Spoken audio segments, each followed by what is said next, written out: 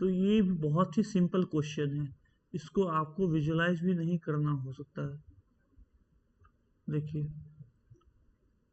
A straight line from point this, a straight line from point this parallel to this.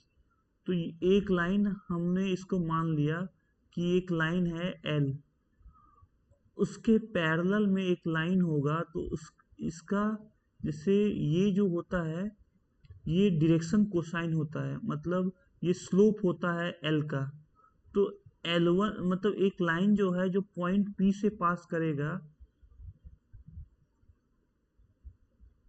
132 से, और parallel होगा इसके, मतलब इस लाइन का इक्वेशन तो हमें पता है कि कुछ इस तरीके का हो जाएगा,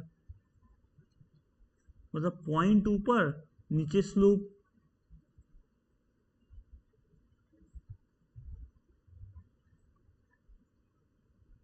ये हो जाएगा इसका, इस लाइन का इक्वेशन। अब ये इस प्लेन को Q पॉइंट में कट करता है, तो देखो ये एक रेशियो में है, तो हम इसको क्या बोल सकते हैं कि इस रेशियो का वैल्यू लैम्डा होगा। तो उस तरीके से हम लोग x पॉइंट को फाइंड करेंगे, तो lambda plus 1, 2 lambda plus 3, lambda plus 2। तो हमने इस पे जो पॉइंट आएंगे एक्स वाई जेड उसको फाइंड कर लिया। अब इस पे हम पुट करेंगे, तो अगर हम पुट करते हैं तो देखो x minus Y plus 3z वो 6 के बराबर है। तो उसको सॉल्व करके हम लोग लैम्डा का वैल्यू 1 लाए हैं, और ये पॉइंट हमारा 2, 5 और 3 हो गया है। तो हमें पता चल गया कि पॉइंट हमारा 2, 5, 3 हो गया है। अब क्या है, another line which pass through Q।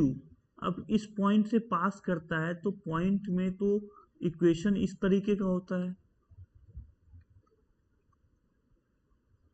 और परपेंडिकुलर टू L1, इसको परपेंडिकुलर होगा, मतलब एक हमारे पास प्लेन है जिसका नॉर्मल वेक्टर हमें पता है, इस प्लेन के परपेंडिकुलर मतलब इसका वेक्टर और इसका वेक्टर सेम हो गया। तो इसका वेक्टर है 1 माइनस 1, 3, 1 माइनस 1 और 3। अब ये इंटरसेक्ट करता है L2 को, तो इसको म्यू रख देते हैं, इस रेशियो को म्यू रख के एक्स वाई जेड पॉइंट निकाल लेते हैं। तो 2 mu plus 2 minus minus 1 plus 5, 3 lambda plus 3 equal to 4। तो इसको ऐसे करके करते हैं इस पॉइंट पे, तो वहां से हमारा म्यू निकल के आ जाता है -1। तो यहाँ -1 -1 -1 रखेंगे तो 160, इस तरह का पॉइंट हमारा R निकल के आता है। तो R पॉइंट ये हो गया, Q पॉइंट ये हो गया, तो R और Q पॉइंट निकल के आ गया।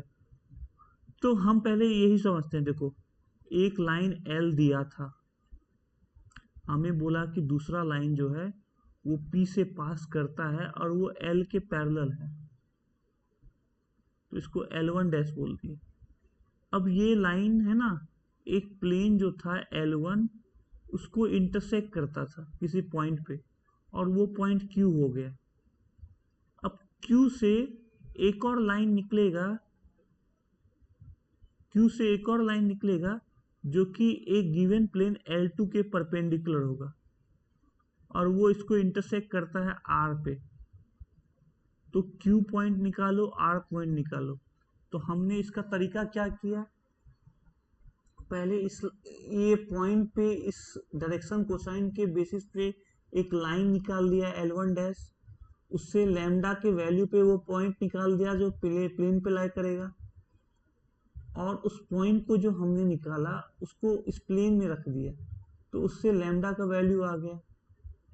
अब ये पॉइंट आ गया, इस पॉइंट से एक वेक्टर निकलेगा जो L2 के परपेंडिकुलर होगा।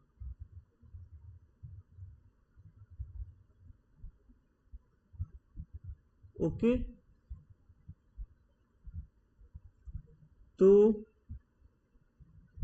इसका परपेंडिकुलर वेक्टर हमें पता है और ये पॉइंट से लाइन का पता है, तो हम इस लाइन का इक्वेशन लिखेंगे। इस लाइन का जब इक्वेशन लिख लेंगे तो इस लाइन पे जो पॉइंट आएगा उसको L2 पे लाई करवा के R निकालेंगे।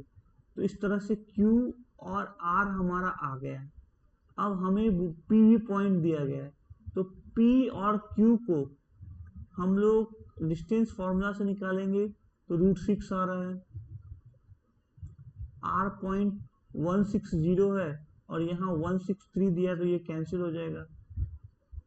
सेंट्रॉइड अगर देखोगे PQR का, तो A + B + C/3, तो ये हो जाता है 4/3, 14/3, 5/3, तो ये सही हो गया।